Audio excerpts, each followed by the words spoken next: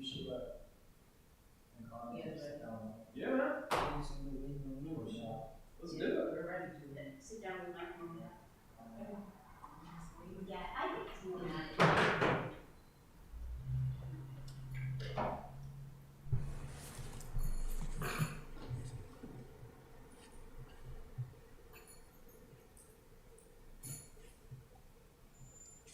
Ready? Are we on or not? Yep. Awesome. We call to order the Housing and Human Welfare Committee regular meeting. It's 6:06, Tuesday, February the 21st. Have a roll call. Alderman Shandelmeyer. Aye. Alderwoman Tierney. Aye. And we also are joined by Alderman Shandelmeyer from the 7th Ward. You just called him. Alderman Savage from the 7th Ward, sorry. Are there any, is there a motion to approve the agenda? So moved. Second? All in favor? Aye. Aye. Aye. Is there a motion to approve the Housing and Human Welfare Committee meeting minutes from 1/17/23? So moved. Second? All in favor? Aye. Aye. Is there a motion to nominate a chairman pursuant to City Code Section 216-120? I would like to nominate Alderman Dwan Gay. I second that nomination. Thank you very much. All in favor? Aye. Aye. Aye. Thank If you. you so choose. If you so choose. Aye. I appreciate that very much. Next item on our agenda is legislation.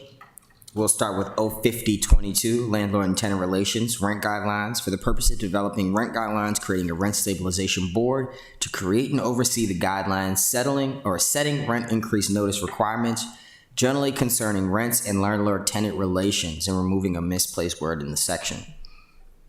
I think you all pretty much know the reason I did introduce the legislation, primarily for the response of a number of constituents, not just in my ward, across the city, that have expressed concern with rent increases, and not so much necessarily,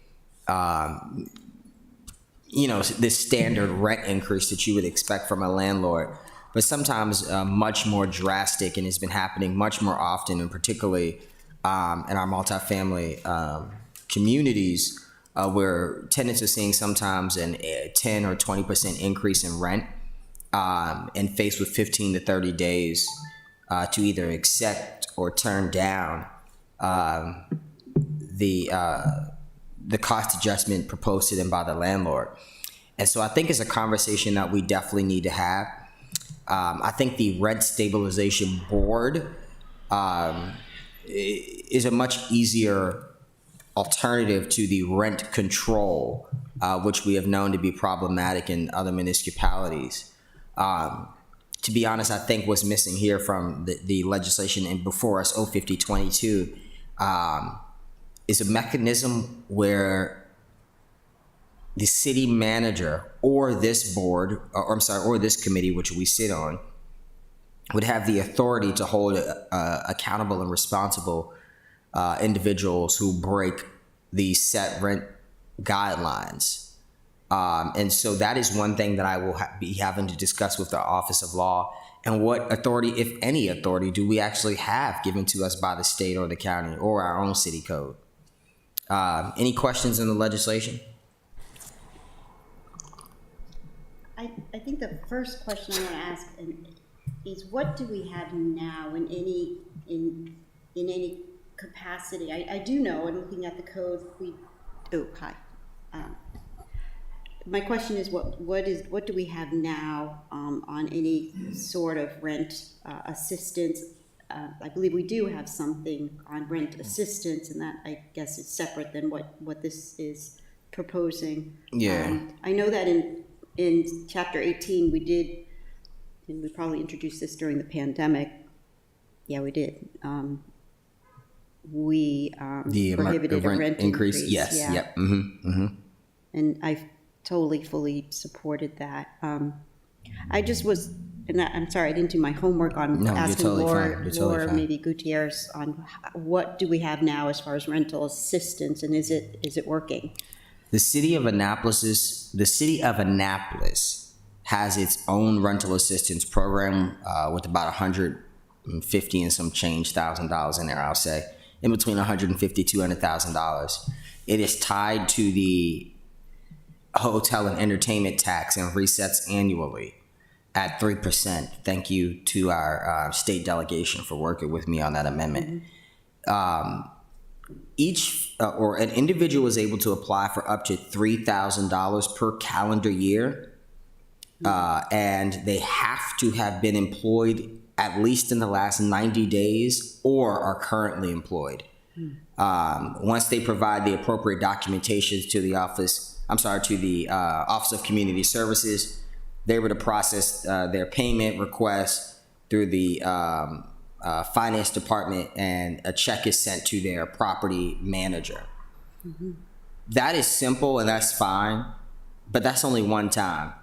And so if my landlord raises my rent $500, and between myself and whomever's in my unit, or just myself if it's just me, I'm unable to, maintain that rent, I could probably go to the city one time for help, but it would not be something that I could take advantage of monthly. Outside of the city of Annapolis, obviously a number of churches and nonprofit organizations like Community Action Agency and Anne Arundel Community Development Services offer rental assistance, but good luck getting it is my advice to anybody, because you'll be evicted before they process the check. And so, rental assistance is something in abundance, but is sparse here in Anne Arundel County.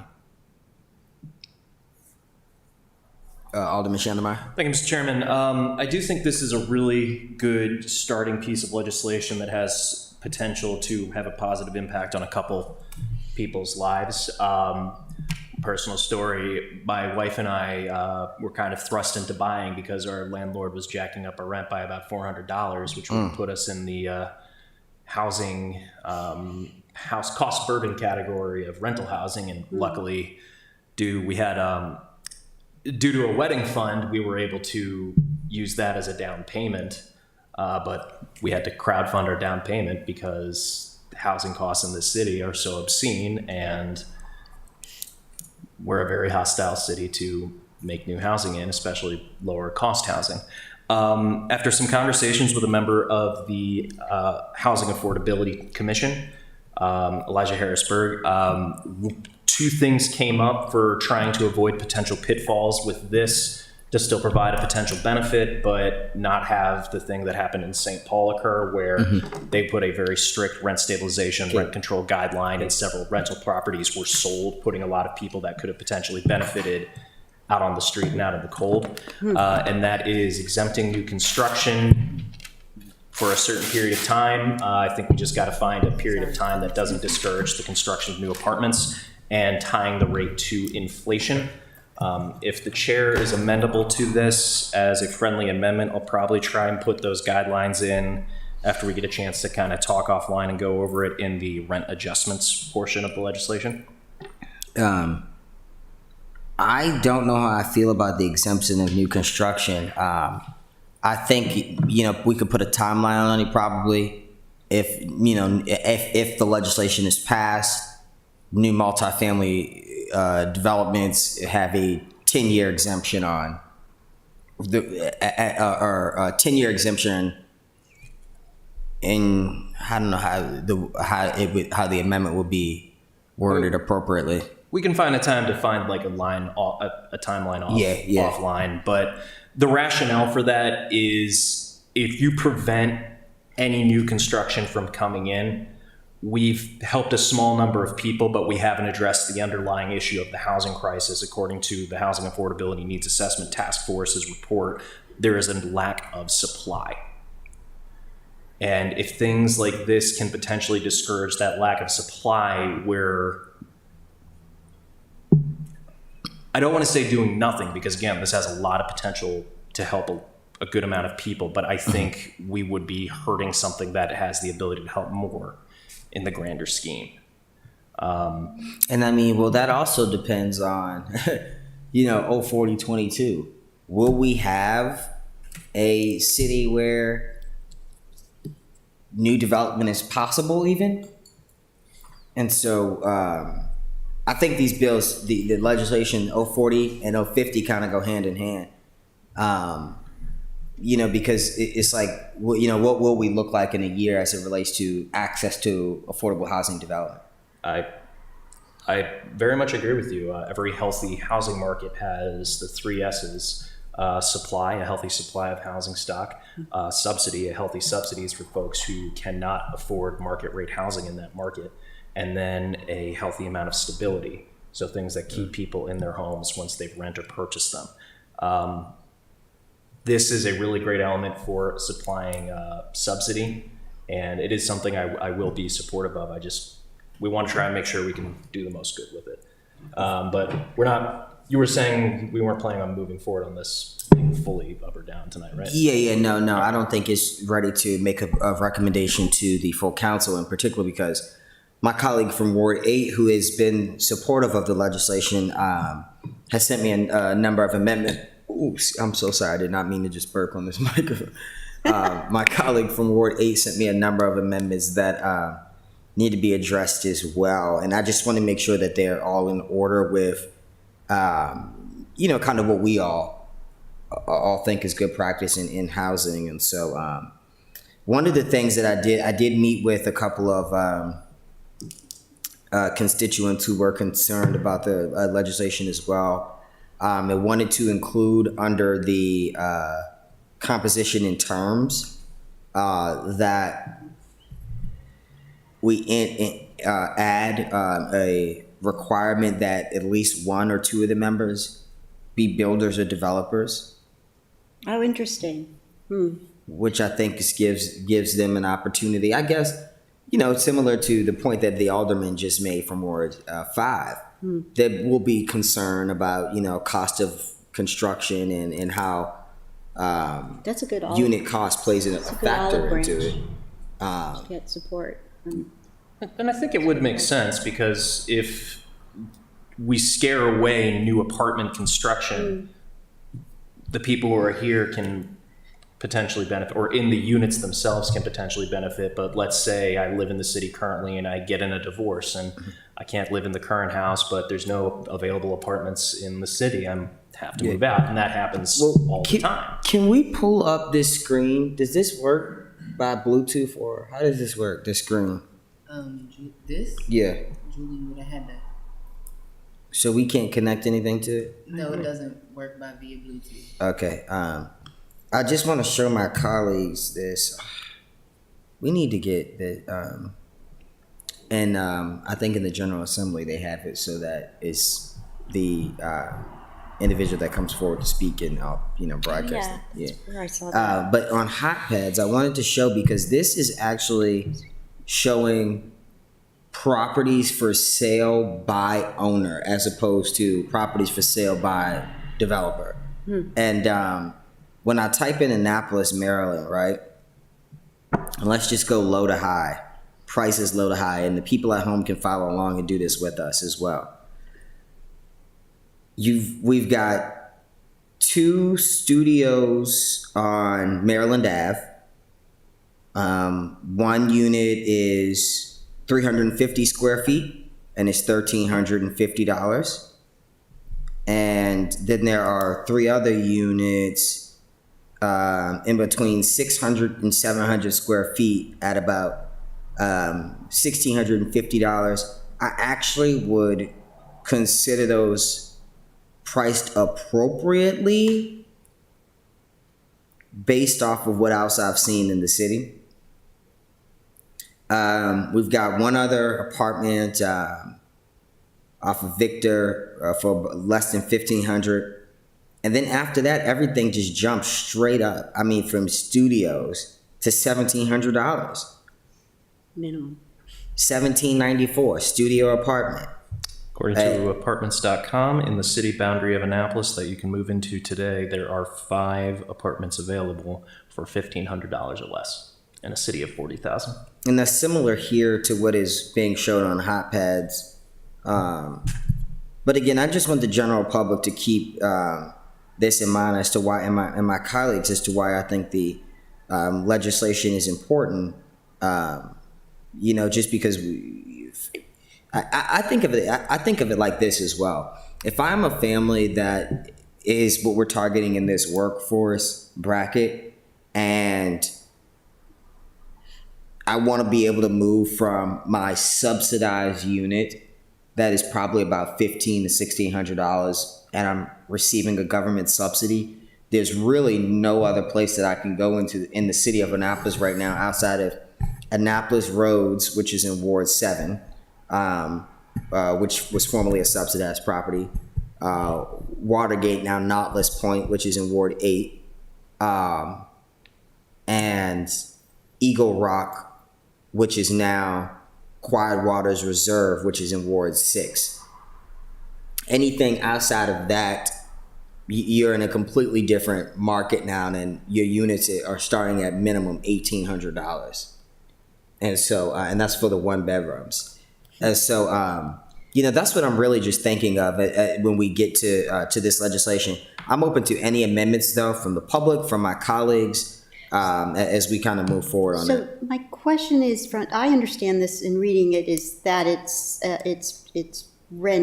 controlling rent increases. We can't, influence the benchmark rent. This is to monitor any rent increases from what we have now, right? Is there any? Well, it'd be from the time that this legislation is passed, not from, yeah. But we're not establishing rents. It's No. not rent control, or it's rent increase guidelines. Yeah, setting standards for what is appropriate to increase rent on an annual basis.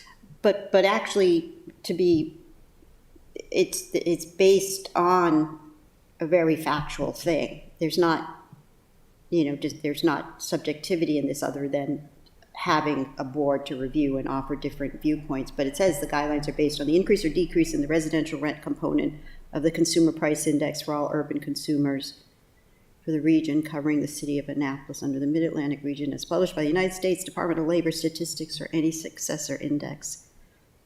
Does that work? I believe it does, and I trust that Cynthia and the planning and staff that recommended it. That's where they got it. Yeah, That's yeah. the source. Yeah. And as I mentioned, this legislation is straight out of Rockville, who took a more moderate approach to rent control as opposed to their neighbors in Montgomery. I just thought this was the best approach. And when I was able to sit down and have conversation with a few of not the staff and some of my colleagues, I thought it would be the easiest to manage as well. I think having the board serve as a liaison between tenant, landlord, and city, just helps with the flow of conversation and coordination of appropriate services, as opposed to somebody upset, so they're just directly emailing us, and then we're running to the city manager, and then the city manager is saying, well, we have nothing. There's nothing in our authority that we can do about that, about rent increases at this point, And so there just has to be some basis established, setting a standard and a benchmark into how we can engage with individuals in the city who are renting that may feel that they're being harmed. And like I said, primarily this is for private market, not subsidized housing, which is all set to federal rent guidelines anyway. The county doesn't have this, do they? I do not believe so. No, they don't. Alderman Savage. Thank you, Mr. Chair. I like the notice requirement. I just heard on the radio that Baltimore passed something along these lines just recently. I did have a question. On page 3, line 19, under the Stabilization Board shall, you have report complaints that require action. Do you want to define that somewhere as far as what type of complaints that people could submit, or are you just, I guess, would that be referring to complaints about not adhering to the requirements as far as notification, or if the increase was very high? I'm just wondering what role you were seeing the city manager play as far as those complaints.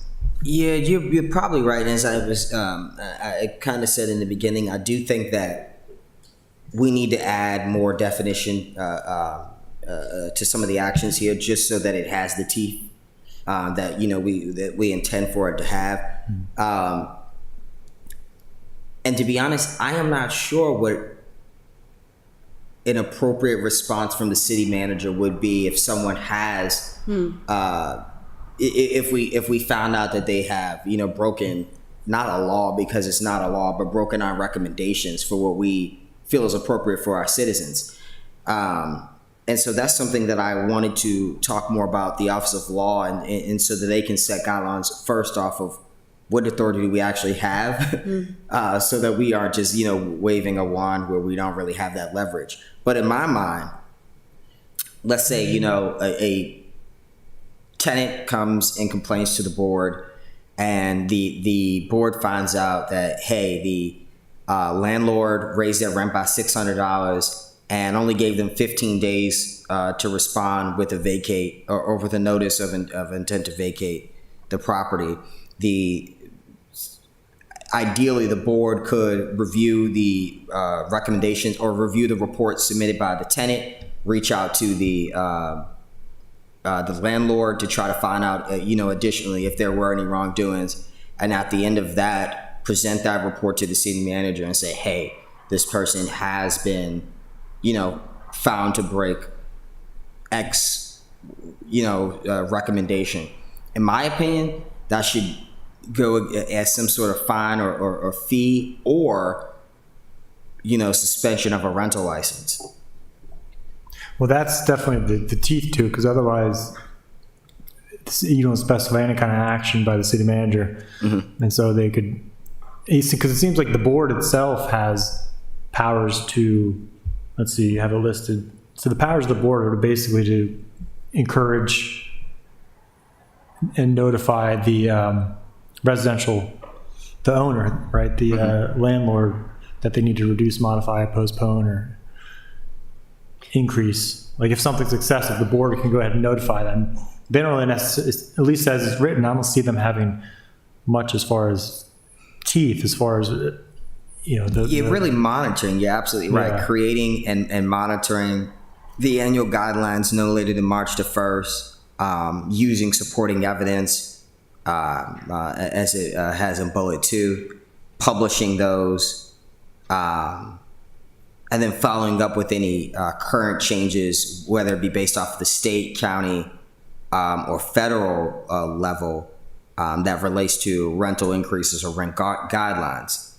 But it does need that, it needs the teeth. The board needs to be able to actually have some power or authority. It's maybe similar to like our planning. well, it's kind of what I was thinking. Is one suggestion would be to maybe have the board, they could submit a recommendation for action to code enforcement to say, but then you'd have to establish a fine as well. And then code enforcement could issue a fine, or if they keep violating, revoke the rental license. Go ahead, please. I believe if existing in Title 18 of the code, we have lease terms, and I believe, it says the administration and enforcement of this chapter, as it's written, it shall be the responsibility of the Department of Planning and Zoning by accepting complaints filed pursuant to section 18.04.010, which, again, I'm reading the existing code. And You intend Title 18 landlord and tenant relations? Yeah. Okay. Yeah. And that's where this code, this bill would go. So right now, it looks like, logically, the lease terms is mostly involves planning and zoning, but when you're dealing with rent increases, that's not really in their purview. Is this going to Economic Matters, Mr. Chair? We could send it to if you. Only if it's, we're just looking at the economics of it. I don't know. I don't know. It wasn't assigned to it. Only if there's something to gain from that review. I don't know. I don't think we'd cover anything in Economic Matters that we wouldn't be covering here, I mean, the primary Right. concern over the economic standpoint is, does it impact the overall building? But I again see that more as part of the purview of the Housing and Human Welfare Committee, so. I like the idea of adding someone from the from the development, whoever that, Yeah, I mean, yeah. Um, To get all points of views, I guess, or they know the market elsewhere kind of stuff. yeah, which is. Did this have go to public hearing? not yet. No. Actually, This legislation? yeah, it did. This has been gone to public hearing, yeah. Huh? It has? Yeah, this went Oh, Chris. in Mr. January, I think. Mr. Ledoux testified, right? Can't come here if it didn't go. Right. Yeah, I know. yeah, I just don't yeah. remember if there was any testimony. I think it was just Mr. Ledoux. Yeah, yeah, that was in that January, and then we had another one, I think, before the Christmas break. Interesting. Yeah. But just also keep in mind, the state is taking up several pieces of legislation. They don't know what will be passed, but some form of rent stabilization will be passed as well. And so this will be helpful in monitoring what they have passed. I can tell you one thing: we are less restrictive in some of the requirements that the state has set out. For example, in the legislation that we have, a landlord shall give tenants 90 days notice before increasing rents. And the legislation, or at least the one or two that I've seen, the state is requiring that landlords provide 120-day notice before increasing rents. And so yeah. there will be some changes either from us, the state, Yeah. to help monitor this. Any other questions on 05022? I mean, that's a good suggestion. I don't like to use the word wait, but it'd be great if they had some kind of enabling legislation that we could marry up to. I'd like to be on the same page with them. Well, I mean, just- at the rate this legislation is going, it might, because we are Yeah, they a go month away. fast. Yeah, the General Assembly they go fast. closes out in a month and some change, and so Jeez. we'll be able to, I think, monitor both. Alderman Savage. If I could offer another suggestion, because I was just thinking to myself, how are you going to get the word out about this to the tenants? And just looking at the code that Alderwoman Tierney mentioned, 1804, it has in there language required to be included, if I'm interpreting this correctly, to be included in a lease. So maybe you could require that language to be included in a lease that states that the renters have the rights to take a complaint to the board and just so they're aware of their options. Yeah, so if passed, require that the rent stabilization recommendations or rent stabilization. I mean, the problem is, I guess process or procedures be included in the lease. yeah. I mean, the problem is, I guess people may not read through their whole lease. So I don't know if there's some other way to get the word out to renters that this is available to them. I agree with you totally. But I mean, even there are probably some that do, and so I think just having that simple requirement would be, and it doesn't hurt. I mean, you're already having to create the lease, and so this isn't any additional burden not to my knowledge, and maybe that'll be something that a property manager comes and tells us and say, oh, it's too much paper for the lease or something, and then we modify it. But in my opinion, I think that's a solid recommendation. So simply put, the only recourse a tenant has now regarding rent increase is probably going to some of our community action nonprofits or something outside of the city, or hiring an attorney, or so. I mean, that's a clear objective of this, to give them. I mean, we have a mutual friend that lives in the county that was just told of her rent increase and she has to move. Yeah. So. Yeah, and I mean, like you said, just going through the courts is a mess. If you're having to deal, in particular, if you're in a situation where you don't have the financial means to obtain an attorney, you're having to deal with legal aid, and you then have to pray that they even take your case, or that you're able to get in front of or get the assistance or recommendations you need by the time your court case comes up. Obviously, I don't even know if public defenders handle. No. Okay, yeah, because No, so you they wouldn't don't. be able to get any sort of public defender. You just, as the delegate Henson always says, I think it's 99% of landlords are represented in court and only like 5% of tenants or something like that. It's insane. Yeah, it's a pretty low amount, and we're a city that really seems to try to do everything we can to make housing more expensive. So No, I will, and just quickly, and I'll close it after this. But I do remember vividly, and I think just storytelling is important for the parts of the legislation. I do remember vividly. I had a constituent actually where we had to get on the line with legal aid, and I was calling another attorney in the city who was recommending all of our options, running through what exactly we should do. We had to get in the car, run over to the district court, try to request that the judge put a stay on the eviction so that they can keep their place. Then after that, she had to run around to try to collect the funds to be able to pay.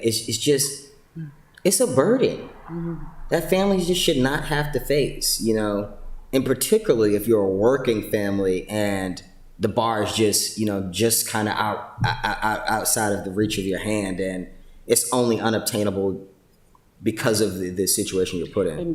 Landlords they're playing catch up right now with the pandemic. And I feel for the landlords too. Yeah. I feel for the landlords too, but I feel for the tenant more. Any more questions while we're on 05022? Are you here to speak on 05022? I am, if I may. Absolutely, please come forward. How's everybody doing this Well, and when you get it, Caitlin's gonna get it for you. Never mind. Where would you like me? Table? Podium? Thank you. Good evening. Lauren Graziano. I'm here on behalf of the Maryland Multi-Housing Association. We're a trade association. We've been in place since 1996. We represent, I want to say about 200,000 rental property managers and owners across the state, and all total we house probably about 600,000, little over 600,000 Maryland residents. And I just want to talk about the bill, right? I was here previously and I gave my spiel about the history of rent control policy generally. And so I'm looking to learn a little bit more about the impetus of the bill. Is it to catch bad actors who we think are exploiting tenants? Is it to address affordable housing generally? Because I think especially if it's the latter, there's other conversations we should be having before we talk about rent stabilization or rent control. So I'm hoping this can be more conversational than me just talking at you guys, if that's all right.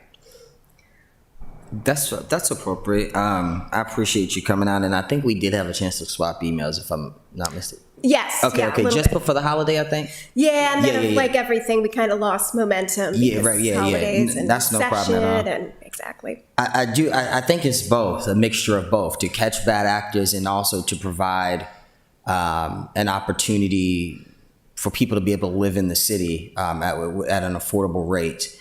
As I mentioned to my colleagues earlier, I think it boils down to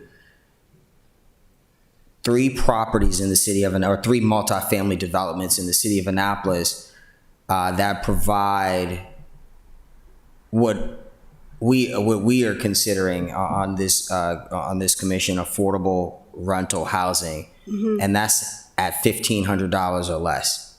Okay. Now, I understand, I don't think that's the benchmark, and particularly in a city this popular, a 2-bedroom, I think a good one is, 17 and some change, and then up based off of the community that you reside in. But I do think it's a combination of trying to do both.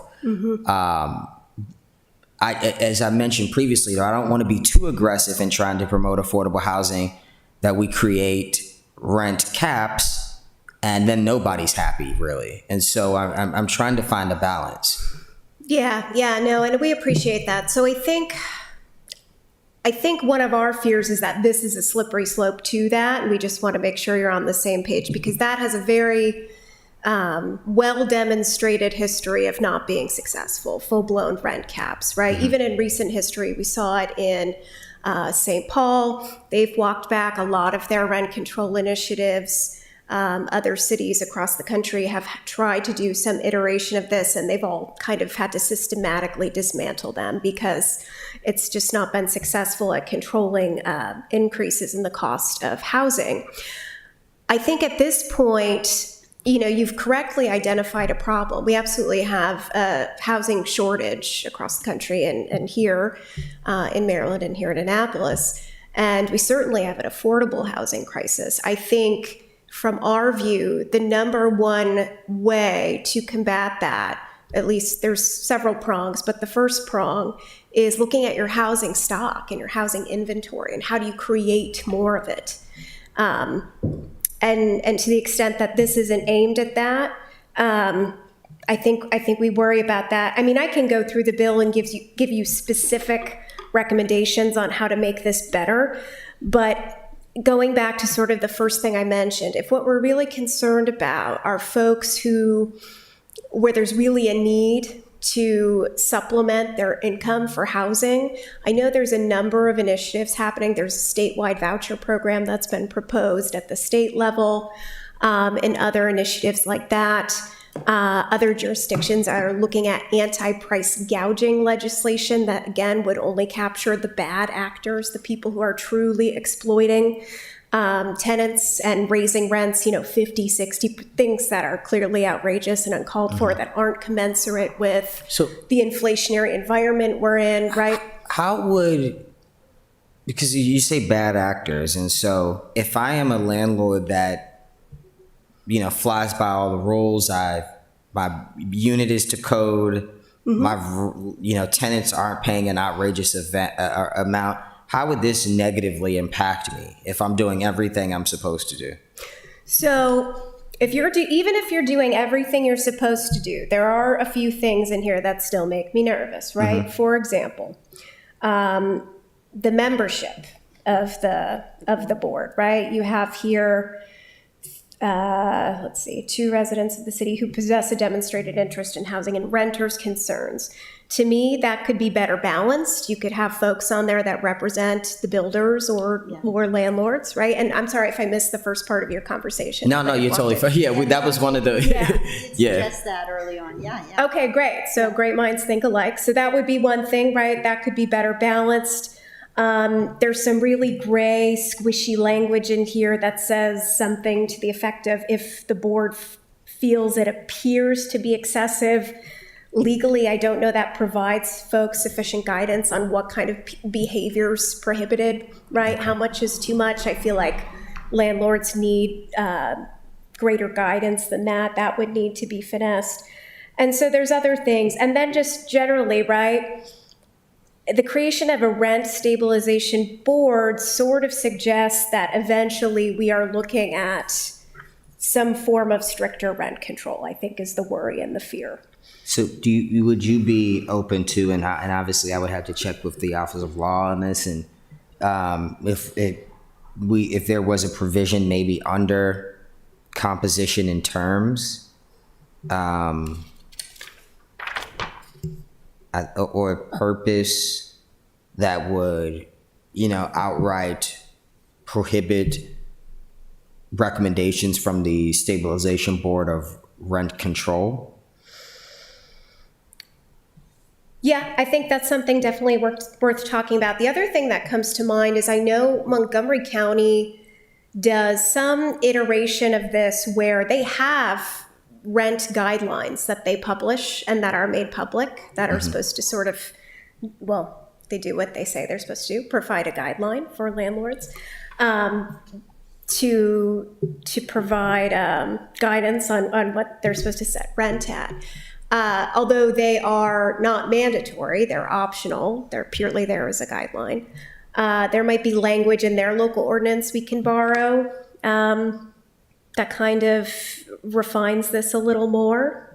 I don't know if that's something that we could talk about. I'm open to any recommendations. I don't want to make the bill so weak, though, that the landlord is able to loophole out based off of simplistic verbiage. That's my biggest fear, because as mentioned, we don't have anything right now in our code at all that gives protections to the tenant. We have a ton of things that give protections to the landlords, or opportunities for the landlords to be able to seek back the right to property, etc. And so, my biggest fear, the rent control thing, I'm not too worried about, because again, I think we're both on the same page as to not wanting to go down that path. Yeah.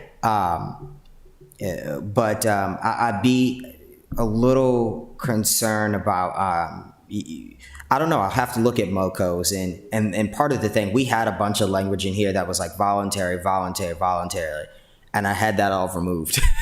Because if I look at an ordinance that's passed and everything says voluntary, I know if I'm a landlord and I'm making an extra $500 per tenant, and it says, they're based off of this, you should be, charging $300 less. I'm not likely going to do it if I'm not required to.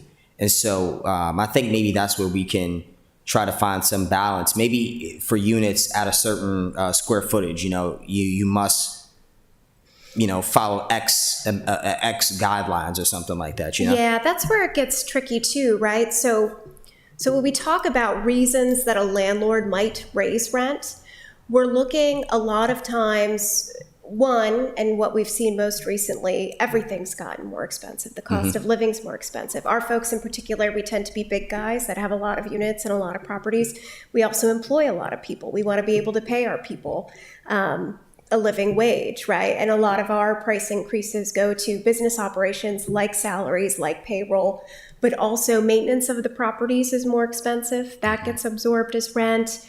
Upgrades, some are aesthetic, but some are safety issues, right? If you have an apartment unit that has a balcony that is structurally unsound, that needs to be repaired because that's a safety issue. All that gets absorbed in rent increases. So it's kind of difficult to parse out, and create a bright line rule of what's reasonable and what's unreasonable. And that's part of what makes this so difficult, right?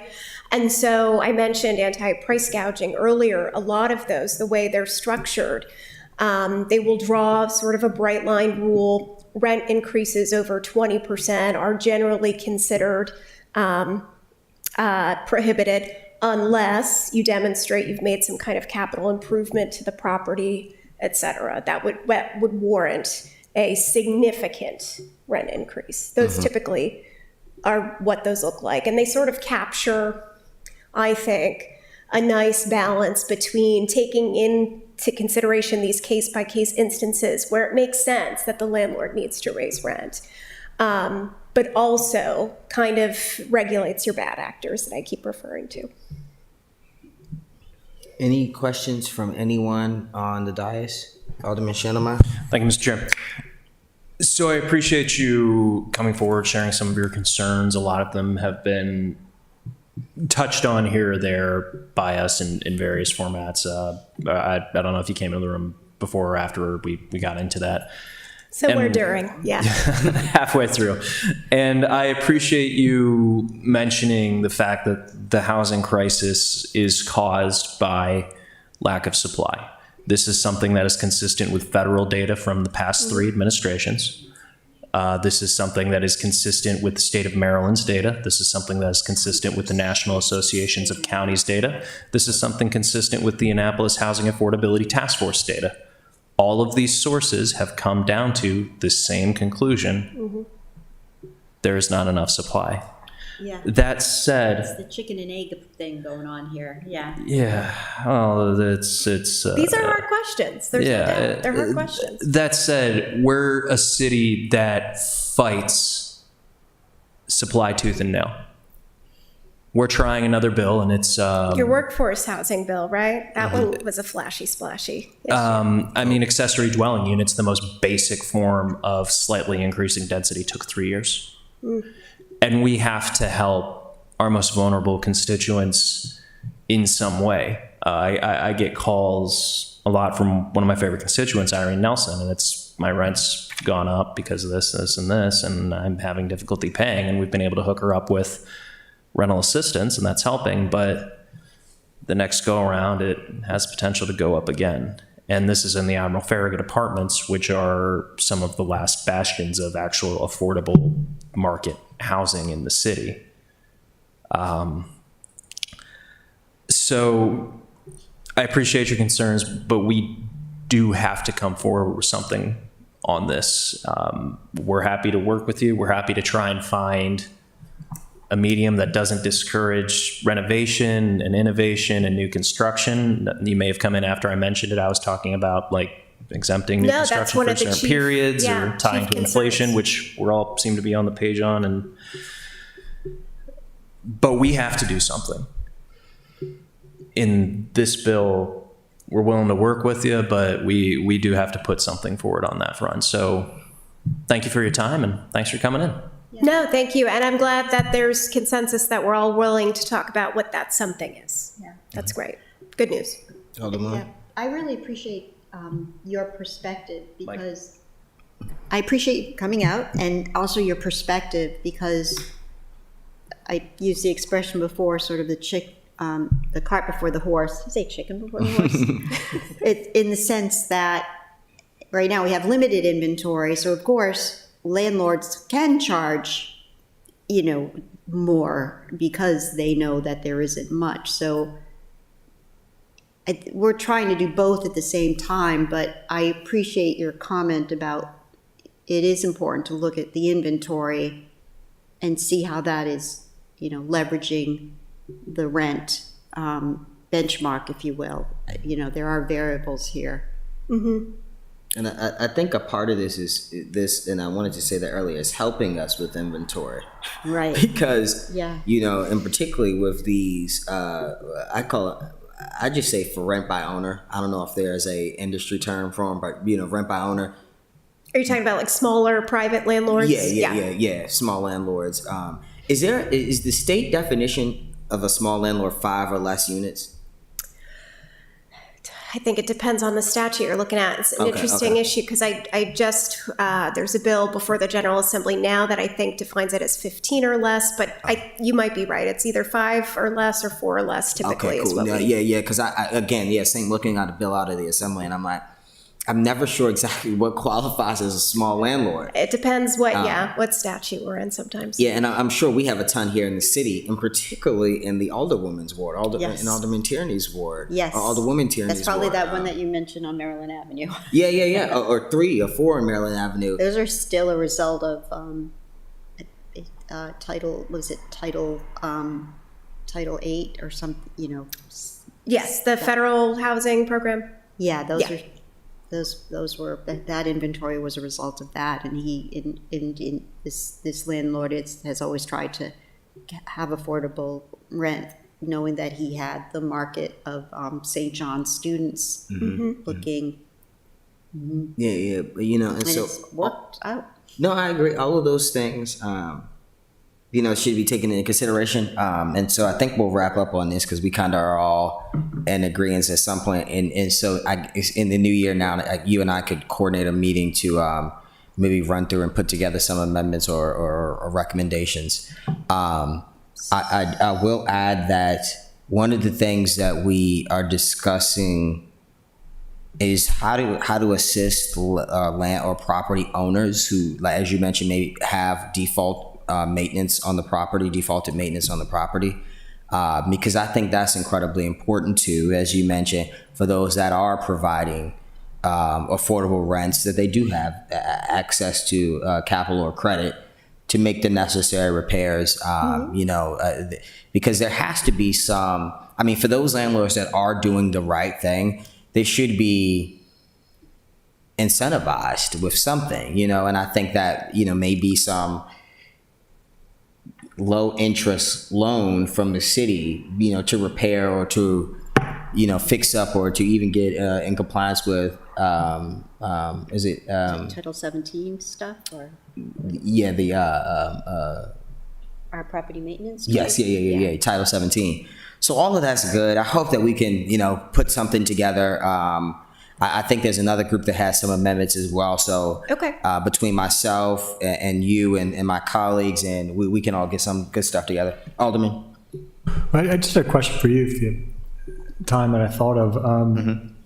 Because I was going over the presentation about the comp plan, and they do have a chart in there about maximum affordable rents by AMI, sort of the area median income.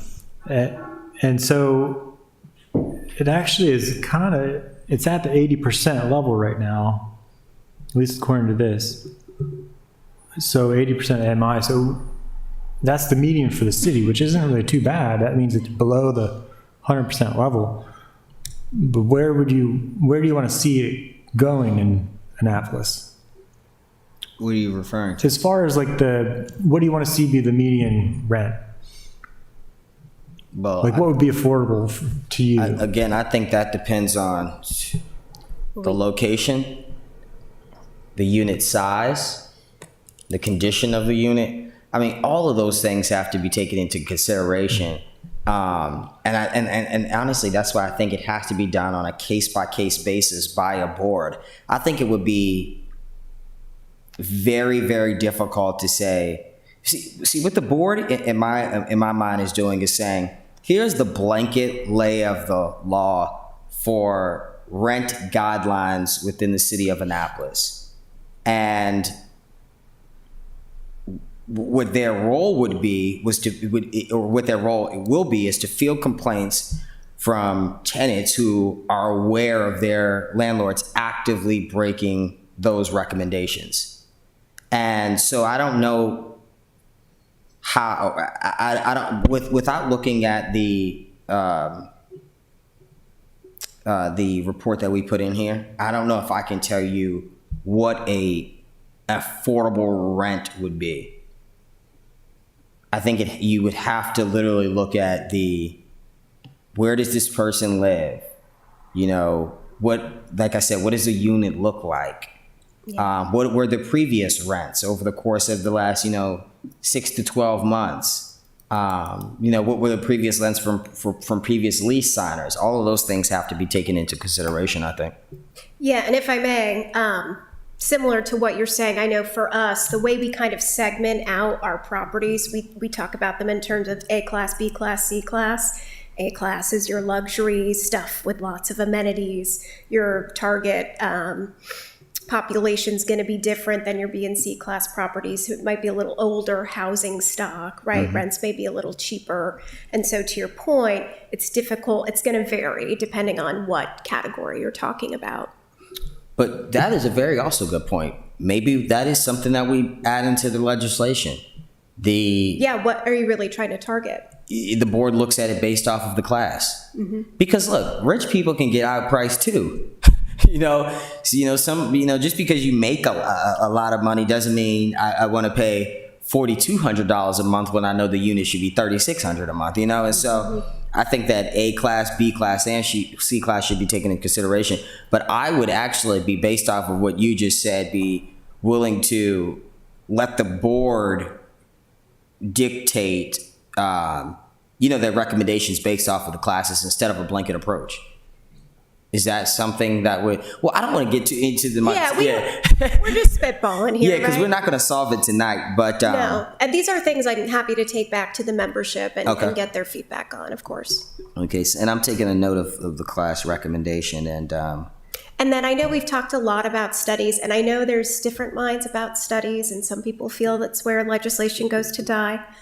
But have you done an assessment of the rate at which rents have increased, have a sense of the scope of the problem and what the need is? Do you have data and metrics on that that's informing this? The Housing Affordability Needs Assessment Task Force that was published in 2021 At the state level? The city of Annapolis. You So, guys did one, yeah, okay. yes. Because I know the state did one in 2020. It was a 10-year strategic plan, but okay, this is. Yes, so that has a pretty good guideline, recommendations on cost to income ratios, Gotcha. housing stock availability, et cetera. A lot of the work that we're trying to do is based heavily on that report. That's helpful. That's very helpful for me. And to your point, also the state's housing needs assessment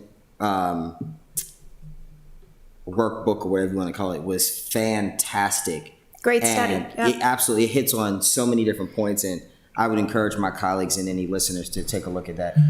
And I forgot one other one for our comprehensive plan market analysis study that was published in 2022. So that piggybacked off a lot of the work the 2001 report, the 2021 report did. So that gets a little more into detail on income levels and cost burden, not cost burden, et cetera. Okay, great. Got homework. Love it. All right. Any other questions, comments, concerns? No, I mean, do I want to move that for a postponement until? Absolutely, I think we should. We postpone, get the amendments together, and try to get this figured out. Oh, I'm sorry. Could you? They need your name for the record. I'm sorry. Certainly, it's Lauren Graziano with the Maryland Multi-Housing Association. Awesome. Thank you so much. With the Maryland Multi-Housing Association, Lauren Graziano. Okay. I think we're all good on that. Motion to postpone action? Can you have a? Second? Hold on. He has to have a date. Our next meeting is. I think we just do until our next meeting. Yeah, I can add the date. Okay, in a awesome. minute. Motion to postpone action until our next meeting on this legislation? Second? So moved. All in favor? Aye. Aye. So we'll meet again on this legislation in March the 20th. Which, oh my gosh, don't tell me. Oh, I thought it was a holiday again. I was about to say. Oh, I know, Awesome. it always lands on that. Yeah, We perfect. should be good on those till Easter. Yeah. So awesome. That's perfect. We'll discuss this again March the 20th. I'll shoot you an email so we can coordinate a time to I was chat. gonna say, yeah, just let me know next steps and where you need me and where I show up. I'll be there. Perfect. Awesome. I Thank you appreciate so that. much. Thank you. Thanks for You're coming most out tonight. Definitely. I am thinking of changing my party affiliation. I don't know if you've seen out of New York the Rent is Too Damn High party. That is an actual registered party in New York State. It's hilarious. titled the Rent is Too Damn High party. So I kid. Next item on the agenda is 04022. I'll make a motion to postpone 04022 until March the 20th. What happens then? We're getting amendments together for that as well. So move. Second. All in favor? Aye. Against? None? Next item on the agenda is R123, which I will be sending to the basement of the council. I kid. Alderman Schandemeyer, if you wanted to. He's not here. Oh, I keep saying, I'm looking at, I don't know why I keep saying Schandemeyer. Alderman Savage, I'm sorry. that's a stretch. Yeah, if you wanted to jump in and give a quick background on this and any recommendations you have for R123. Yeah, just to give some, I think people know most of the background, but I guess just to make the case for this, this really was not meant to delay anything. That's why it does include dates. I think just to describe some of the underlying intention is to make sure really that this gets looked at in more depth in the comprehensive plan. Because I think through the course of just our analysis of 040, there could be some potential risks as written as far as 040, as far as potential gentrification of certain areas in the town. And I'm saying that because one of the things that came up with 040 from staff and planning commission was that the main limiter as far as where that would happen, as far as where the workforce housing would go, are the areas that have lower property values. And so that would naturally concentrate in certain parts of our community. And I think there's value to having to be done as a part of the comp plan, where similar to what they did in DC is they looked at the current distribution of workforce and affordable housing, or in this case, the missing middle, and where that's distributed across the city, where it needs to go, and then take a more of a targeted approach as far as how to get that housing in those areas. And that's what I think the value is added to the comp plan process, because it again helps to prevent that concentration. And I think we would also identify areas where, if there is a danger of gentrification, work in some solutions to that, so we can avoid that. And the other angle is just adequate public facilities, which I know you've heard me mention before. And again, I think the comp plan also could help with that, as far as if we can identify opportunity areas for this type of housing, identify if there are any associated infrastructure needs that would need to happen along with that. There may be some areas that don't need infrastructure improvements, but there might be some that may. So that's just my case as far as why I think it's important to do as a part of the comp plan.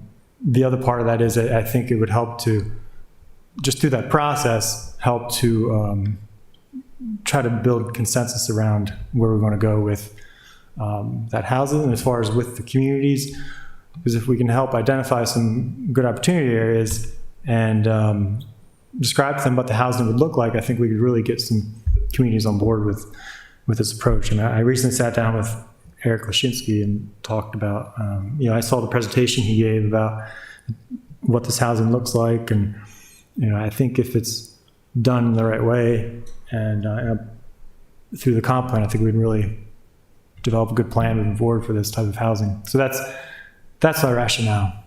And that's why it has certain dates in here.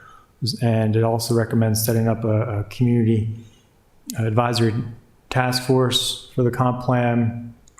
And again, the idea is that we would sit down at a work session, get our input, and have that be incorporated directly into the comp plan when it gets drafted. So are they creating, is this legislation essentially creating a work group to take the comprehensive plan? Are they working in tandem with the comprehensive plan to make recommendations on where housing should be, or are they waiting for the comprehensive plan to be finalized and then taking what the comprehensive plan says and then creating another report on where the housing should be? No. So the only thing this resolution would do is say that we would like a meeting in spring as a council to talk about this in a work session, with the hopes that that discussion and the policies coming out of that, the goals coming out of that, would be incorporated directly into the comp plan. And then the idea would be utilizing the comp plan process to help engage in those conversations with the community. And so that's really, as far as the task force, that was an idea that came from the last comp plan, where they set up a citizen advisory commission, I think it is. So it's a temporary board and that just is something that's done in parallel with the comp plan process. And so they would be given a draft of the comp plan, just like the planning commission is given a draft, and they would give their recommendations back to, in this case, I think planning and zoning, or it might be the council. I'd have to look up, see how they did it in 2009. I'm still confused on the timeline, though. How long will they be operating? That would just happen with the normal timeline for the comp plan. So during the normal public review period is when this task force would be set up. But those details aren't spelled out in here. It just basically says that the council would like planning and zoning to set this up like they did last time to receive public input. So it says so the comprehensive plan is supposed to be to us by May, and a final draft. So we'll have the 4 weeks from May or the 2 months in between May and June to kind of have community meetings, plan everything out, and then in July get the final comp plan back for the city council. Well, I think that needs to give changed. Discussions with Eric Lashinsky stated that he thinks this timeline is too short because he was actually anticipating like in he thinks we might be able to prove something in the winter, which means we'll have a longer period to review it. The winter of. So it's hard to give you an answer. I think we need to sit down with planning and zoning at the work session, figure out what time or beforehand I can work on that. That'd be great because, you know, my thought process is, okay, hey, look, if this is what y'all want to do and this passes and, you know, we go through the 2 months of public review, but we get the comp plan back in July, I would still kind of, I mean, while it's not, you know, it's not the worst thing in the world and it does still hold up the program, I wouldn't be totally pissed off because the timeline makes sense. But if he's saying that the comp plan isn't going to be done until the fall of 2023? The fall of 2023, that's scary because then that pushes us back with the public review process into 2024. Yeah, with the timeline, I'm going to look up the presentation Eric just gave. The timeline's being determined for the comp plan by planning and zoning. This resolution would try to accelerate it a little bit. And that's what I need to get input from Eric on, is if the acceleration is feasible. Because the timeline from Eric, I'm trying to find it. And also, is this solely for ensuring equitable distribution? Because I'm not seeing.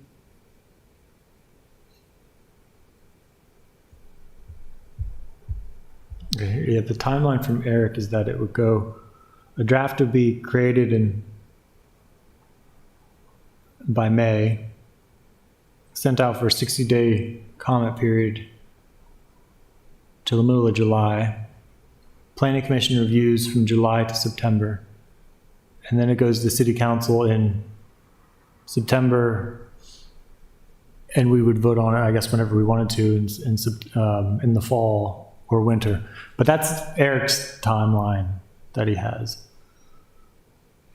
Okay. So it'd be going out to review for pretty much from May to September. Yeah. So if that's the case, and this is something I just received last week at the Planning Commission, we may have to amend this resolution. And it have a also different says timeline. this isn't just for housing, because it just says ensuring city council and public input, postponing significant zoning changes and decisions until the plan is completed. So that's just for development in general, really. This isn't just for housing. It's It meant said for any significant changes. because it's kind of contradicting itself, because in lines 5 through 6 it says ensuring city council and public input, postponing significant zoning changes and decisions until the plan is completed, setting dates for drafts of the plan, and then it says and generally dealing with the city's housing development. I would just kind of make a recommendation that line just be tweaked or clarified as it relates to exactly what type of development or zoning changes will be postponed. What page are you on? On page 1, in the for the purpose of, you see on pages 6 and 7. I mean, I don't know if that in generally dealing with city housing development is needed, or should the language there just be changed to reflect something else?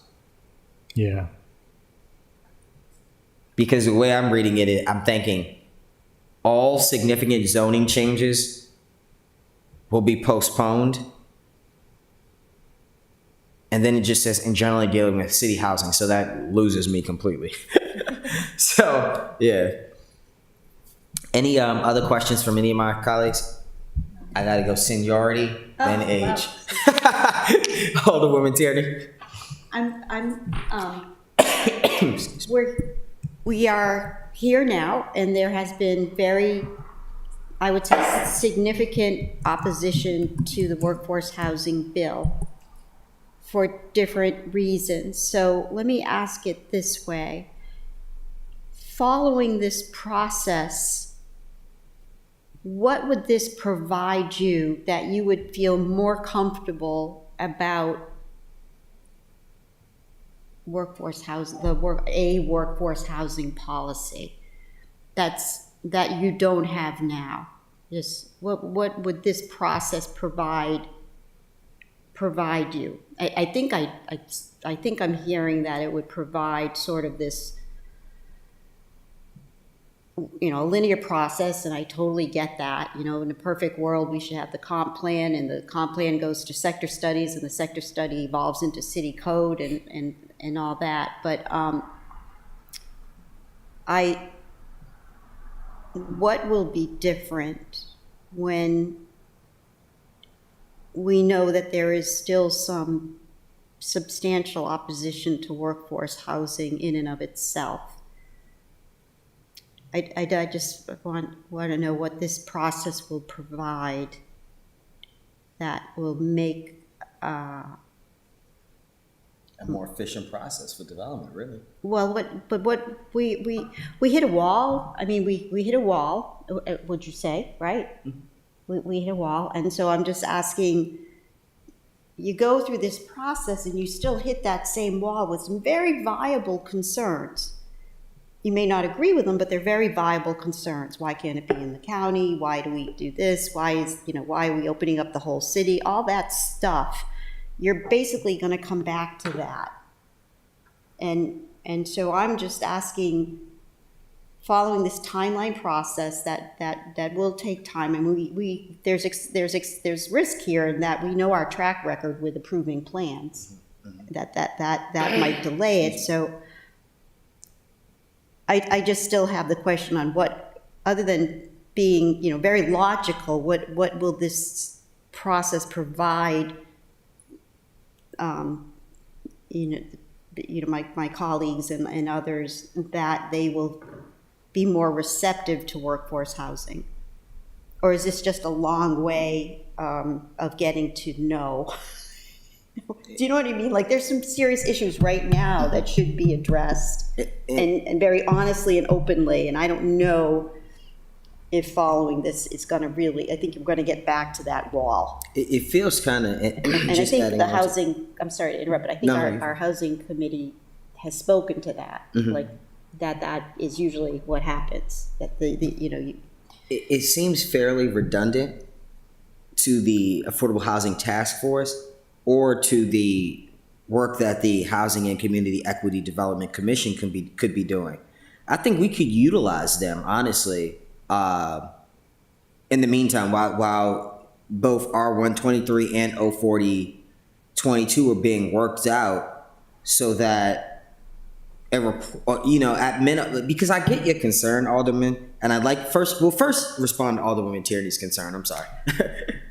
right. Thank you. That was sort of a And tough I guess the question. first question, are you referring to the process laid out in the resolution or the process in the comp plan, Well, that or both? if I understand the resolution, what it is saying is that there is a comprehensive review of the need.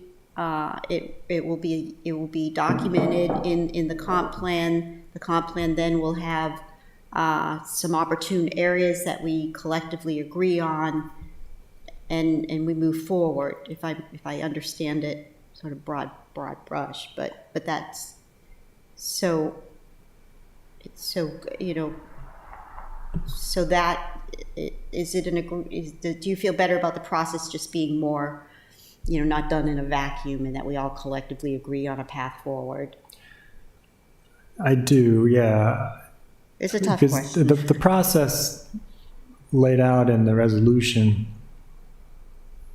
it's not really different from what we, for the most part, from what we would do during the comp plan process, except that it kind of forces this issue into the limelight as far as being discussed, right? It forces the issues having a work session specifically on this topic to discuss. And again, and I think that helps facilitate a more effective comprehensive planning process. Mm-hmm. It also talks about setting up that citizen advisory commission like they did the last comp plan, because we haven't seen that called for. So I think this also makes that point that we think that adds value as far as, because I think I hope what we can all agree to is kind of like we talked about in the retreat. I think it's worthwhile to strive for consensus when we can get there as much as possible. And I think that includes the public as well. So I think a citizen advisory commission will help get that public buy-in. And I think if we get our concerns, our goals, our aspirations for this out there in the work session and included in the comp plan, and in that discussion from the beginning, I think that also will help get the council buy-in with everything, right? So that's where I think it has value to it added in the process. And I think the one, I'm not, at least for me, I can't necessarily speak for all of the sponsors, but this isn't meant, the efforts and even the comp plan is not meant to go against what was recommended by the task force, the Affordable Housing Task Force, because they did quite a bit of analysis, market analysis and housing analysis, and they made some recommendations, but the recommendations did not get to the neighborhood planning level, right? They recommended changing the zoning in general. There were no specific, and that's where I think the comp plan, through the analysis, through the community dialogue, can develop those specific, and that's the whole point of it, right? To develop those specific policy recommendations. First they identify the goals, then it's the specific policy recommendations about how do we achieve that. And I think it's kind of similar to what we've, and the comp plan's going in that direction. They do this for some, they've done this with the opportunity areas in the past, and some of those have worked, some of them haven't, but at least we've had some positive movement. Because I think if we can clearly identify some of those, I don't know what to call them, but the workforce housing opportunity areas or areas that need workforce housing enhancement, I don't know how to, maybe you could say affordable housing enhancement, right? Then you can go ahead and I think give that to the public for a discussion and develop some really specific zoning changes that would be needed. Because I think what we'll find, for example, are that there are some areas in town that, I'm just throwing this out there, like Ward 3, which I'm not saying this is necessarily the case because I haven't looked at it completely, but we received some testimony about there being a high concentration of the more affordable housing in Ward 3. And there's concern from the alderwoman about all that going over there. And that's really where a lot of it will go because it's the lower property value. But there may be things we could do to, in some cases, make it more difficult to do there, but make it easier to do it in, I don't know, someplace in Ward 7 or Eastport if we determine that's where we need to get some more of the affordable housing, right? And that's where I think the nuanced approach can be helpful. No, I agree. I want to give Brooks a question, because I try to get them out of here by 8, the staff. But yeah, please. Thank you, Mr. Chairman. First of all, I do want to say, per Mr. Lashinsky's email, he did say that this is something that will impact the comprehensive plan, and as the chief of comprehensive planning, he would like to have an opportunity to testify. So he has asked us to not move on this today. Yeah, I understand that. The next time we would be able to do testimony then would be, well, we can probably get a special meeting put together, because they have 5 sponsors. And we have the ability to sit on this. I know, but only for so long. And so I'm totally fine with that, setting up an opportunity, and we can advertise that online and probably in a press. I don't know how they advertise it in a blast, but for public testimony on R123 at the next meeting. This one? Yeah. So for March the 20th. At our housing meeting? Mm-hmm. I think, Oh, you meant at a council meeting? no, I think Eric Wants to testify here in front of this committee. wants to. Yeah. Just On the him. 20th. Just to say, this is what's in the comp plan, or, this is my, Anyway. To come and testify for R123. Yeah. Yeah, so we'll open it up to the entire public. Anyway. Alderman? Just as far as delay, I think Mr. Lashinsky could provide testimony at any time. But as far as delay, the resolution is not meant to hinder or prevent any discussion about workforce housing. It's meant to facilitate it and call for it. That's why it lays out the timeline, the work session that we want to have on this topic. So I don't see how delaying this would further the goal of trying to get more workforce housing. Like what's so bad about having a dialogue about this as a council in a work session to be rolled into the comp plan? Oh, I'll get into that. I appreciate you finally coming to this committee, to having the discussion on workforce housing. I wish you had done that back in December, but I'm having a lot of difficulty squaring this is to reach a consensus with your past rhetoric on the workforce housing bill. You've put out a lot of, frankly, disinformation on it. With this ignores our adequate public facility laws. It does not. It will kick in the same amount of development units as any other type of development. Whether or not you think that is a good policy, fair enough. But to say that this exempts itself from it is patently false. And staff and commissioners had corrected that. And you doubled down and accused them of spreading disinformation. And I'll give you an opportunity to respond. Okay, yeah. I'm having a lot of difficulty saying I want to open up a dialogue and try and make sure this gets into other areas when one of the first things you launched in on this was apartments in our residential neighborhoods. I don't see this as good faith consensus. I saw this as a way to kick the can down the road and delay to get to know. Especially with other comments you've made in the media regarding missing middle housing opportunities with the Rick Hutzel interview about a year ago. We said, well, I had to get roommates for multiple years, and that's what you have to do. As if the needs of Annapolitans right now aren't more important than the real estate market over 10 years ago. I do appreciate your concern on gentrification. I say that genuinely. But there has been so much, actually not so much, it's a relatively new study, but the studies that have been done have shown that gentrification is caused by a lack of housing. And that is consistent with data that we're seeing at the national level, and it's consistent with data that we're seeing with the Annapolis Housing Affordability Task Force's report, where they've shown that a lack of supply and an increase in demand has led to a massive spike in housing costs. And that passes on to working class families and forces them out of neighborhoods where they grew up in or could have had an opportunity to live in and are pushed out by the lack of supply. And we see how long it takes to get to any type of missing middle or opportunities to chip away at the economic and racial segregation that our current zoning code promotes.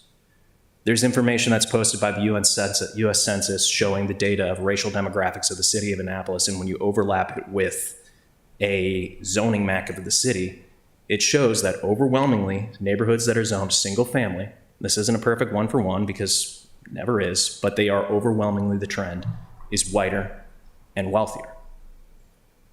And the opportunities that this and other missing middle housing provide is a way to finally move forward on those goals of desegregation and racial equality and economic equality that we keep saying we have.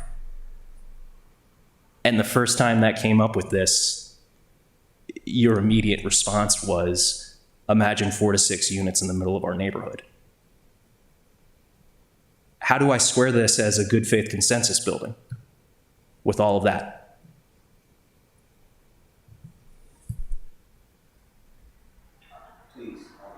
Thank you, Mr. Chair. I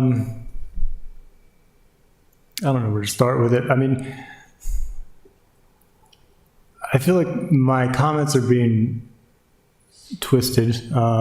As far as the APF exclusion, that is, I stand by what I said about that. The 040 legislation, which, I know we're conflating legislation here, but That was my next. I get to use my favorite You term. can't separate the two. I didn't interrupt you. Yeah. Please respect Let's the chair. But you know, let's try not to get too much into 04. Yeah, sorry, Mr. Chair. But what I'll say is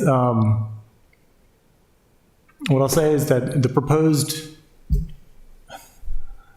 what I said as far as when the housing is proposed, anything under 11 units is not going to have to comply with our APF.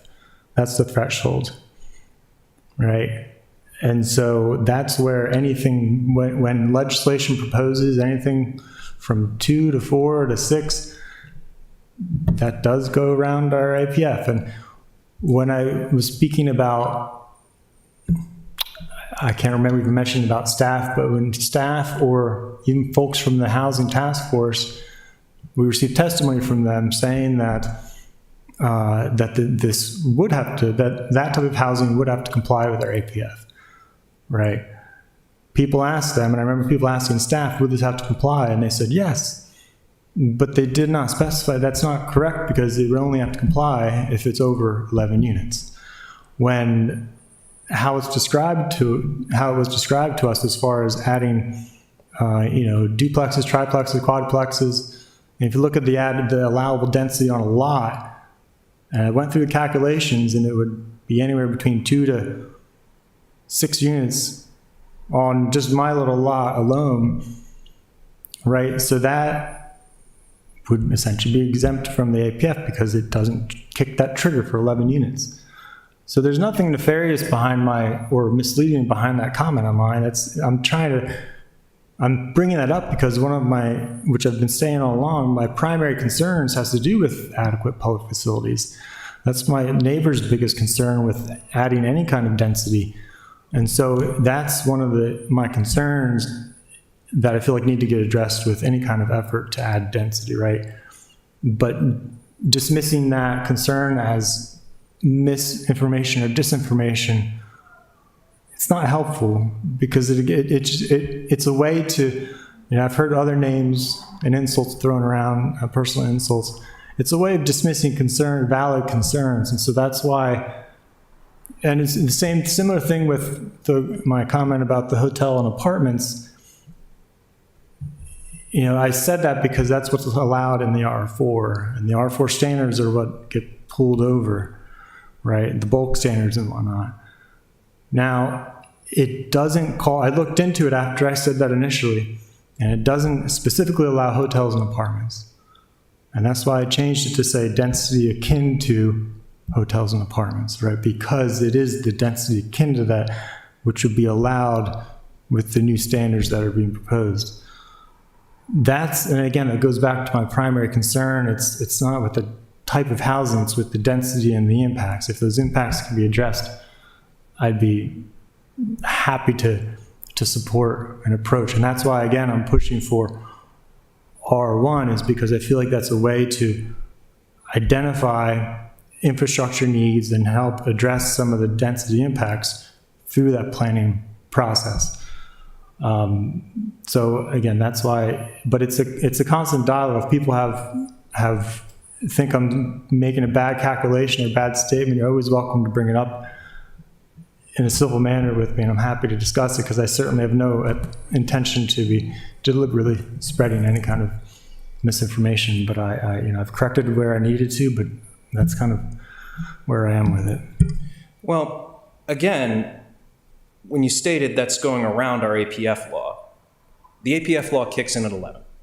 2 to 4 to 6, that's not really skirting the law, that's following it. It's no more skirting the law than if I'm going 25 and a 30, I'm not skirting our speed limit laws. If a business is currently paying what I think the minimum wage requirement on the state is $14.35, as it eases up to 15, they're not skirting the minimum wage law, they're following it. Whether or not we think that is good policy or not, that is a separate discussion entirely. But it follows the rules. And the density akin to versus will allow, still keeping that in the conversations, to me reads as kind of a cheeky little way to keep that as the main look over here. And I really, really got to state, as someone who got his start living in an off-the-books apartment in a single-family neighborhood, just how viewed as vermin the statement apartments in our residential neighborhoods came across as. Because single-family zoning codes really were designed to be racially and economically exclusive. We can go into quotes and specifications during the actual discussions and further on. I have them all written down. I don't know them off the top of my head, but they get really, really bleak, and I want to make sure that they're read in full and done justice. But I really can't see this as a good faith argument other than an excuse to just try and get us to know at a longer, more delayed period of time. So what we'll do is let Alderman Savage, I have a quick one, Alderman Tierney, and then we'll let you get the last word, and we'll try to close out. Oh, yeah, just real quick. I mean, just as far as, I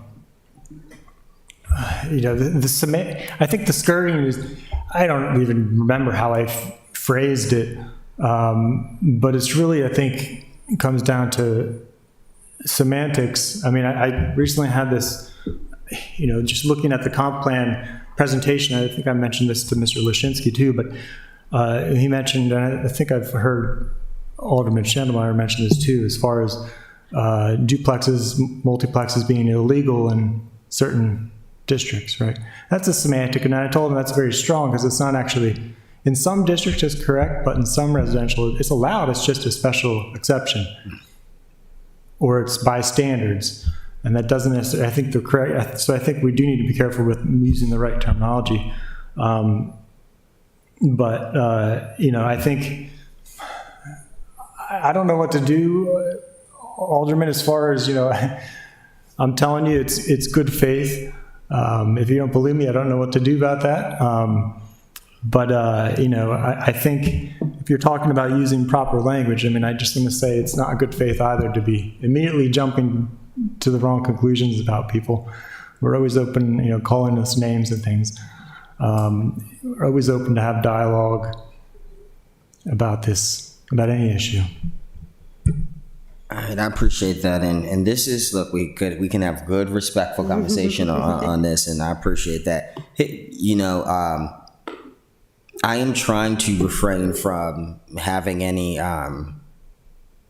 negative interpretations of the legislation, and trying to, just say, okay, look, maybe they have a general fear of multifamily developments. I don't know, and I don't know. Maybe some people generally, maybe they're scared of 4-story buildings. I get that, and me and the alderman from Ward 5 had an opportunity to make a presentation on zoning changes and stuff this past Wednesday at the community college, and even we agree to disagree on a lot of the things in the zoning code. But I think what we can do is just come to some sort of medium based off of what we've discussed and our common interests. The thing that I think is throwing me off here with R123 is that it is so closely entangled to 04022, and I'm still kind of on what Alderwoman, I almost called you Ellen, what Alderwoman Tierney was hinting at, is in that I'm not sure exactly what the work group or the task force will be presenting to us that we don't already know. And so if that could just be further explained, maybe even in a staff report, that would be just, that'd be helpful. Because, part of, I'm reading it is that, okay, we'll go through this, then we'll make recommendations on where we think these areas and all of that, it would best, or housing development would be best situated. And I feel like we already know that. Maybe we didn't do a study to identify those areas, but we typically already know that based off of their, geographical distance from transit hubs or to Forest Drive or to, commercial industry. So just a little bit more discussion there would be just so it's totally helpful. Alderwoman Tierney, did you have any? Yeah, all I wanted to say was, I think the short answer for me is that it's all very unfortunate, because I do strongly feel that it's a little late. There is this urgency. However, how did we get here? And that's where I don't know, where we failed. I mean, in the 2019 comp plan, basically we outlined the strategy. It outlined the strategy that I think I see proposed here, which is the 2009 comp plan mentioned that there was this need for workforce housing. And if I understand, the approach then was, it then led to respective sector studies, and some of those sector studies aren't approved because of the opposition to opportune areas. I speak of the Forest Drive sector study. That the approach in the Forest Drive sector study was saying, look, we and mind you, this was four years ago now. Was we have these opportune sites for development. Let's make the best of them and try to integrate workforce housing. There'll be multi-use developments. They'll have retail at the bottom. They'll have affordable housing at the top, and that scared people. And I'm just in watching this, and the plan just kind of went to future studies and all that. So I think this is, again, you get back to that no, like what is that? And in fairness to the opposition, the questions are, what does it look like in my neighborhood? What is it? What is it? Why? Why in my ward? All those questions, that's what you'll get back to. If you follow this very logical approach, it still will come back to those issues that need to be addressed. And we hear them among my colleagues, why in my ward? I feel, that I get the brunt of this, or that's questions that have to be answered, and they'll be the same questions, the same exact questions, even if we go through this linear process. That yes, being an engineer, I love the process. I wanted it to work in the 2019 comp plan, and it didn't. It didn't. It just stops. And again, the housing task force, I remember they talked about this, is that you end up getting to that same place where that the opposition is dug in their heels for different reasons. That should be addressed. You can't ignore it. And that, I don't know what venue that is. Maybe it's a work session where you just kind of not, has a facilitator, you just kind of knock it all out, Mm-hmm. And I say that it's too late. Also, I think the workforce housing bill is late. It's not our fault, because I drive down Forest Drive. I see Parkside Preserve that didn't get, no net loss. And I'm like, damn, there's development going on here. Overdevelopment is a real threat. Mm-hmm. So there is that viable concern. And it's really unfortunate that we didn't follow some kind of plan, that we didn't have sort of these sporadic developments. Rocky Gorge isn't affordable housing. We don't have control of it. So that's where I say this bill is unfortunately, it didn't get integrated soon enough.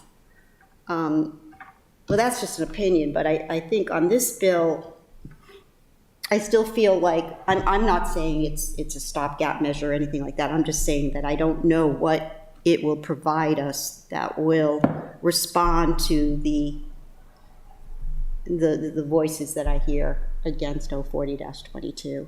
And then the consequence is that it is more of a delay. And I think it's obvious from the state level and the county level, even with the stuff going on, that there still is this shortage. Excuse me, I agree with you wholeheartedly. And I'm fearful that, like you said, we're going to get this task force before us again, and they're going to recommend something to us that we either already know or already in the process of trying to do. But and probably other studies will be necessary that come to the same conclusion. But as we continue waiting, there is still threats of more development, and that's one of the main reasons why I supported the bill, is that there are opportune sites, if you can believe it, in Ward 1. Monticello and West Street, and of course the Spa Road. And if we don't control it, they're going to be more I'm not exaggerating, $3 million condos. Can we leverage that a little bit? No, you're right. You're absolutely right. Yeah. And just for the record, no ward in the entire city has more subsidized, affordable, or Touche. public housing Touche. than Ward 6. And so I don't know where these other where they get this idea that they are getting the brunt of things, but we got it all. And so I'll give you the last word, Alderman Savage. Well, thank you, Mr. Chair. Yeah, I don't. Well, to you, Mr. Chair, I will certainly work to clarify some of the, the equivalent to a staff report as far as what this would do. I'll basically create more of a summary. To Alderman Tierney, I don't disagree with what you've said as far as the development overview, as far as being late. I think we have ourselves and our predecessors to blame. But I think moving forward, I think in order to get to a solution that's going to work, because at the very base of it, we need something that's going to have 5 votes. But I really do hope, I think the most sustainable change is going to be one where we can get more than 5 votes. But also, I think for it to be done effectively, we need to have community buy-in, right? And that's where I think proposing legislation this close to a comp plan, I think people got upset because it did bypass and it surprised a lot of people. I think the comp plan can be utilized to help accomplish your goals, really. I think hopefully ultimately they'll be our goals as far as where we want to go with providing more affordable housing. So that's my hope. I will certainly try to get you some more information, but this is definitely meant to help facilitate that conversation. You thought of amending this with a development moratorium until we come to a consensus? I'm not suggesting that. Say that again? Have you looked at an amendment introducing some kind of development moratorium until a consensus is made? I don't know what I'm driving at there, but I would be in favor of even something like that. I think the thing that gets me, and again, I'm not looking at it through my personal lens, or at least trying to. I'm trying to look at it solely based off of I am not sure what the task force will present different than any other task force in the last 5 years. But that is one of the things that gets me also, is that I wasn't sure how this made it out of the Office of Law, because I was sure that it was in violation of the fair housing policy, because it specifically targets workforce housing. Mm-hmm. And so I think maybe if you do change it and say, no development across the board. Yeah. Because look, to your point, while we sit here and muddle our hands and twiddle our thumbs, you're going to get a Royal Farms on Forest Drive. Not even a Royal Farms. You're going to get 17 of those row home like we have up on Upper West Street, $800,000-$900,000 condos, or not even condos, townhomes.